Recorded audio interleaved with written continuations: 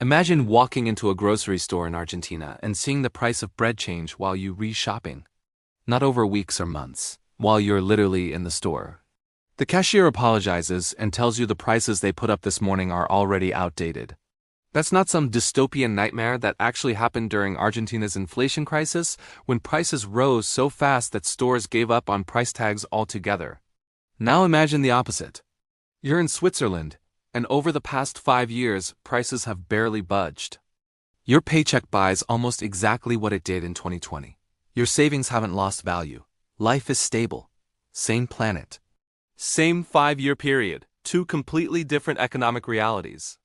As we close out 2025, the global inflation picture looks like nothing we've seen in modern history. Some countries are celebrating victory over price rises. Others are still in economic freefall, and the gap between winners and losers? It's absolutely staggering. Since 2020, cumulative inflation in Argentina hit an almost incomprehensible 2,614%. Meanwhile, Switzerland, just 6% total. That means a basket of goods that cost $100 in Switzerland in 2020 now costs about $106. The same basket in Argentina would cost over $2,700. Think about that for a second. So today we're taking a global tour of inflation in late 2025. Who's winning? Who's losing? What the hell happened to cause such massive divergences? And most importantly, if you're feeling squeezed by prices in your country, how does it actually compare to the rest of the world? Because here's the thing. When politicians talk about inflation, they make it sound simple. But the reality is way more complicated, way more fascinating, and way more consequential than most people realize. Let's dive in. First, let's zoom out and look at the big picture. Global inflation is expected to continue its downward trend in 2025, providing some financial relief for both businesses and consumers. That's good news, right? Well, sort of, because a downward trend doesn't mean prices are falling. It means prices are rising slower than before. If inflation was 8% last year and 4% this year, you're still paying 4% more for everything. The pain doesn't disappear, it just accumulates slower. According to forecasts, the average global inflation rate for 2025 is around 7%. That's down from the peaks of 2022 and 2023, when inflation hit levels not seen since the 1970s. But it's still well above what economists consider healthy, which is usually around 2 to 3%. And here's where it gets interesting. That 7% average masks absolutely massive differences between countries and regions. Some places are approaching normal. Others are in full-blown economic crisis. And the factors determining which camp you're in? They're way more complex than most people think. Let's start with the good news. Some countries have managed inflation remarkably well over the past 5 years.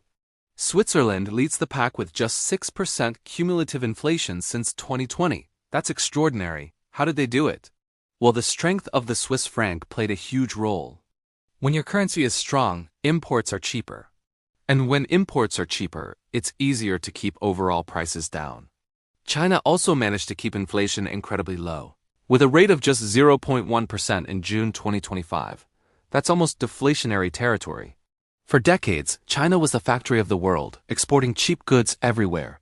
Now, their domestic price pressures are so low that they're actually worried about deflation when prices fall, which sounds good but can be economically dangerous. Japan, long familiar with low inflation and even deflation, recorded an inflation rate of 2.7% in recent data.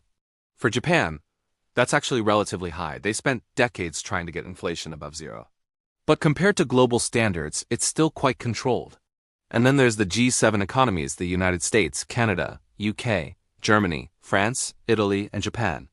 As a group, they're seeing inflation rates broadly in line with their central bank's 2% targets. The US, for example, has seen inflation drop to around 2.7 to 3% as of late 2025, down from a peak of 9.1% in mid-2022. These countries didn't avoid inflation entirely, but they managed to bring it under control without destroying their economies. That's the key distinction. Now let's talk about the other end of the spectrum. The countries where inflation isn't just an economic problem, it's an existential crisis. Argentina takes the unfortunate crown with cumulative inflation of 2,614% since 2020.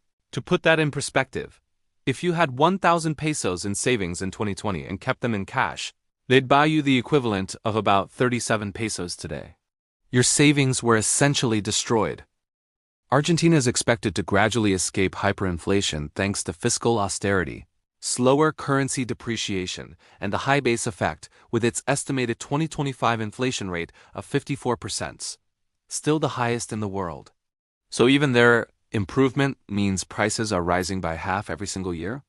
That's not economic management, that's barely controlled chaos. Venezuela continues its nightmarish journey with inflation rates that peaked above 1,000,000% in recent years. Prices changed so rapidly that, as I mentioned earlier, stores literally stopped using price tags. The country's economy, once the envy of South America due to massive oil reserves, has been devastated by mismanagement, corruption, and political instability. Zimbabwe, which suffered one of history's most infamous hyperinflation episodes in the late 2000s, continues struggling with extremely high inflation rates.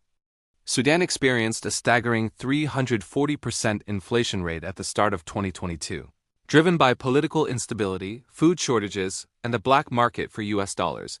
And then there's Turkey, which has been dealing with persistently high inflation due to unorthodox monetary policy and political pressure on the central bank. Ghana, Haiti, Suriname, Iran, and Sierra Leone all recorded inflation rates above 35% in recent data. These aren't just numbers.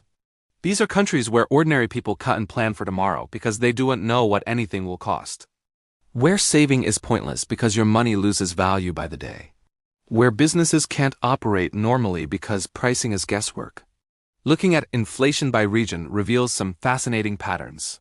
Sub-Saharan Africa is projected to record the highest inflation rate among world regions in 2025, a lack of independent monetary policy in some countries, coupled with currency depreciation and economic mismanagement, creates persistent price pressures. Latin America and Eastern Europe see moderately high inflation, as sizable interest rate cuts spur currency weakening. Many countries in these regions are caught between needing to stimulate growth and controlling prices, and often, they can't do both. The Middle East and North Africa generally show more controlled inflation, largely because many countries have currency pegs to the US dollar plus hefty price subsidies, especially in Gulf economies. When your currency is tied to the dollar and your government subsidizes fuel and food, inflation is easier to manage, at least on paper. The cost just shows up elsewhere, usually in government budgets. Europe experienced a massive inflation shock due to the Russia-Ukraine war. Countries including Hungary experienced 52% cumulative inflation, Russia 44%, Poland 42%, and Czechia 39% since 2020. These countries were hit hardest by energy price spikes when Russian gas supplies were disrupted. The G7 economies saw the second lowest inflation rates, broadly in line with their central bank's 2% targets. This reflects both better policy management and structural advantages like stronger currencies and more diversified economies. So what does all this mean for you? It means that your personal experience with inflation is just one small piece of a giant, complex global puzzle. While your grocery bill might be rising, in some parts of the world, people can't even rely on a price tag to stay the same for an hour. In other places, prices have barely moved in 5 years. The world of 2025 shows us that economic policy, currency strength, geopolitical events, and even just plain old good governance have a massive impact on our daily lives. The gap between the inflation haves and have-nots has never been wider. And understanding this gap is key to understanding the global economy we all live in.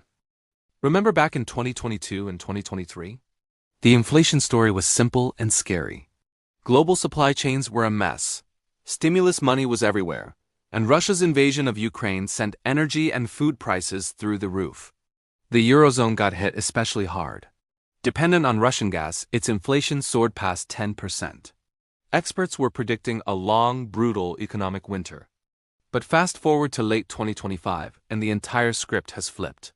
Energy prices came back down to earth, supply chains untangled, and those huge interest rate hikes finally did their job. The result? The Eurozone has seen its inflation cool dramatically. By October 2025, it's hovering right around 2.1%, almost perfectly hitting the European Central Bank's 2% target. It's a huge win. And over in India, inflation has fallen to shockingly low levels, sometimes hitting 8-year lows. This is far below its central bank's comfort zone, mostly thanks to falling food prices. These regions are the clear winners of the disinflation battle. The conversation has totally shifted from how do we fight inflation to how soon can we cut rates to boost growth. But just as most of the world breathes a collective sigh of relief, one major economy decided to reignite its own inflation fire: the United States. If Europe and much of Asia are winning the inflation war, the US is fighting a much stickier, uglier second battle. In late 2025, the US core inflation rate, which ignores volatile food and energy, is stubbornly stuck around 3%. That's still well above the Federal Reserve's 2% goal. So, why is the US different? It really comes down to two uniquely American things. First, tariffs and industrial policy. The US has gone all in on bringing manufacturing back home with massive subsidies and, crucially, high tariffs on imported goods, especially from China. Tariffs are basically a tax on consumers. Economists warned they would push prices higher, and now we're seeing the effects. Companies are forced to buy more expensive American-made goods or find non-tariffed foreign sources, injecting a whole new kind of inflation into the system. Second, the hot labor market. Unlike in Europe, where things are cooling down, the US job market is still surprisingly strong. When people feel secure in their jobs and wages are rising, it fuels services inflation, the cost of everything from restaurants and insurance to haircuts. And this type of inflation is proving notoriously difficult to bring down in the States. Essentially, the US is fighting a battle against itself. The Fed's high interest rates are trying to cool things down, but the government's own policies and strong consumer demand are pushing prices back up. This makes the Fed's job incredibly hard. They can't cut rates to help the economy because inflation just won't quit, making the US the new sticky inflation loser. This divergence is most striking when you compare the world's two most populous nations, China and India. China is actually facing the opposite problem: deflation. Prices for consumers are flat or even falling, and the cost of goods leaving factories has been deeply negative. Why? China has way too much production capacity. They make more stuff than their own people can buy, leading to intense price wars. They are effectively exporting deflation to the rest of the world. While that sounds good for global shoppers, it's a sign of a dangerously weak domestic economy. Now look at India. In late 2025, India is in an economic sweet spot.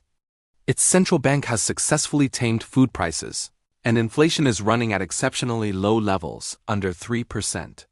And crucially, this is happening alongside booming economic growth, projected to be around 6.8%.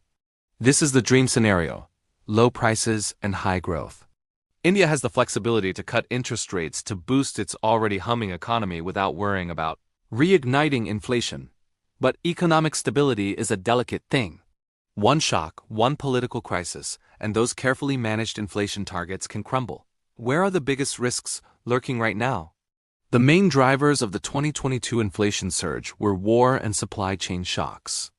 In 2025, those risks are still very much alive. They've just changed shape. The first risk is geopolitical oil volatility. While energy prices have calmed down, the situation in the Middle East and elsewhere remains a powder keg. Any sudden conflict could immediately cause a spike in oil prices. And because oil is used in everything, a $10 per barrel jump can instantly undo years of progress. The second risk is the climate food feedback loop. We're seeing more and more how climate change directly causes inflation. Droughts, floods, and extreme weather are making farming completely unpredictable. This creates huge swings in food prices. For developing countries where food is a massive part of a family's budget, this isn't just an inconvenience. It's a direct threat to their stability. Finally, the third risk is spreading protectionism. The US strategy of using tariffs to reshore manufacturing is contagious. If other countries like the EU respond with their own trade barriers, we end up with a less efficient and more expensive global trading system. This shift from efficiency to security is fundamentally inflationary in the medium term, raising prices for everyone. These global risks mean that even the winners of the current disinflation cycle can't declare victory just yet. They are one black swan event away from an inflationary relapse. But what's the ultimate sign of who's winning or losing? It's what their central bank is doing. Let's start with the Eurozone.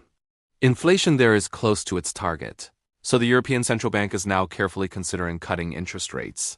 Their battle is basically over. The big risk now is if they cut rates too slowly and choke off the continent's fragile economic growth.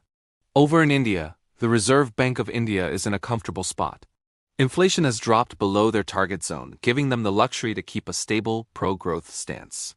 They have the flexibility to act whenever they need to. But the United States? The Federal Reserve is in the toughest position. Inflation is stubbornly stuck around 3%. The job market is strong, which suggests high interest rates aren't cooling things down enough. But there's a huge fear that if they push rates even higher, they could trigger a deep recession. So they're likely forced to keep rates higher for longer than everyone else, making the US economy an outlier in the developed world. This creates what we can call a currency conundrum. When the Fed keeps rates high, the US dollar becomes more attractive to investors. This makes the dollar stronger, which actually helps fight inflation in the US by making imported goods cheaper. But for countries whose economies are tied to the dollar, especially emerging markets with debt in US dollars, a strong dollar is a disaster. It makes their debt payments more expensive and their own imports more inflationary. The Fed's local inflation problem is creating a global headache. Central banks all over the world are forced to make decisions based on what's happening in Washington, not what's best for their own people. This is the geopolitics of money in action. But the biggest victims of all this are always the people.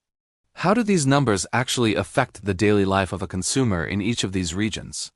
Let's step away from the charts and central bank acronyms and pull up a chair at the kitchen table.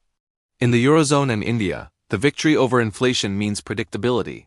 Families can budget with more certainty because the cost of food and energy isn't swinging wildly anymore.